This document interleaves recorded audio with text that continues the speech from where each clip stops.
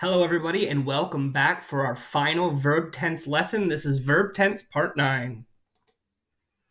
So we've already talked about this 9 times now. The past, the present, and the future is something you already know by the time you walk into these classroom doors. We're talking simple, continuous, and perfect. And we've gotten through all of them except for the future perfect. I will have walked. And just like the present perfect, we have the future perfect simple and the future perfect continuous. So I will have walked is the future perfect simple. I will have been walking will be the future perfect continuous, which isn't used as often, but we're still going to learn about it.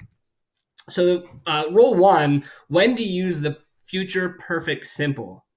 We use the future perfect simple to say how long for an action that starts before and continues up to another action or time in the future.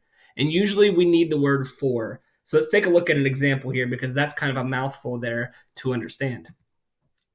When we graduate, I will have known Perry for 9 years. So I want to know, where is the future perfect simple tense being used here? Will have known. And so what we're saying here is we're looking into the future of when we graduate.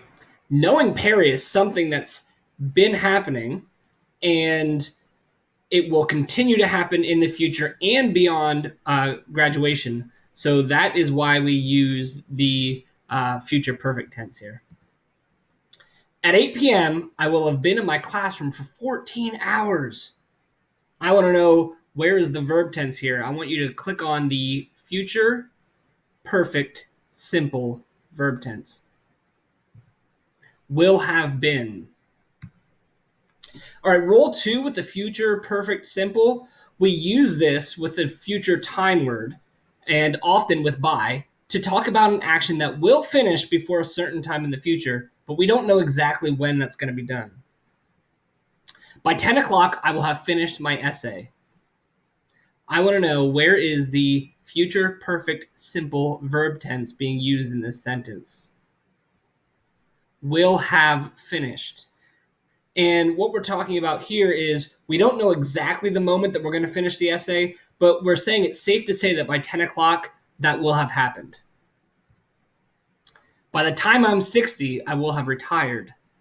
Where is the future perfect simple verb tense being used in this sentence? Will have retired. And again, we're saying we don't know the exact year we're going to retire. We could do the math and figure it out, but we're saying it's safe to say by the time I'm 60, that part will have happened. All right, so now we're going to talk about the future perfect continuous. So just like with the other perfect continuous tenses, like the present perfect continuous, we can use the future perfect continuous to say how long for an action that continues up to another point in the future.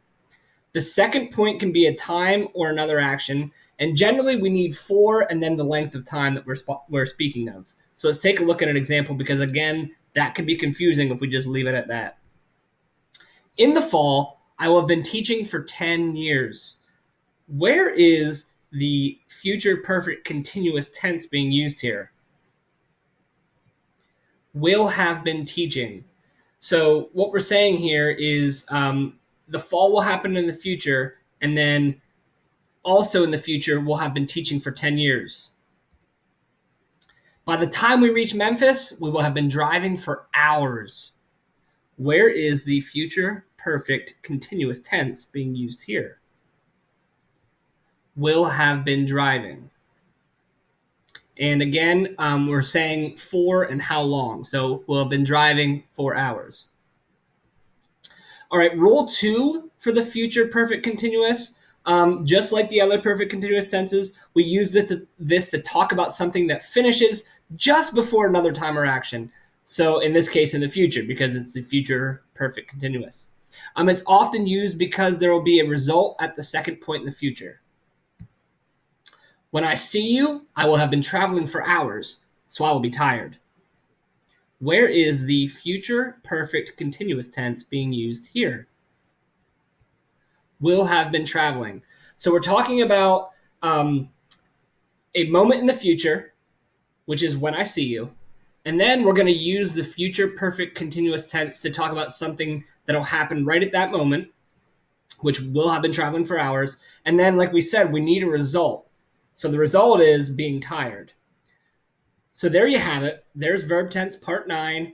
We are finally finished with our verb tenses. So at this point, we are on to the practice. So we will be practicing from here on out on how to properly use our verb tenses. Have a great day.